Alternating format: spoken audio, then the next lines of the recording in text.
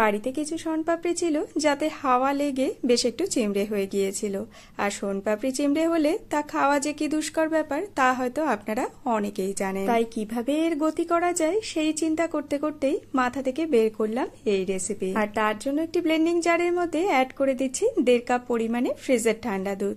সেই সাথেই অ্যাড করছি 2 চা চামচ চিনি এবং 3টে শনপাপড়ি, যেটিকে আমি হাত দিয়ে বেশ একটু ভেঙে নিয়েছি। ব্যাস, এবারে জারের ঢাকনা বন্ধ করে সবকিছু একটু মিক্সিতে ঘুরিয়ে নিয়েছি।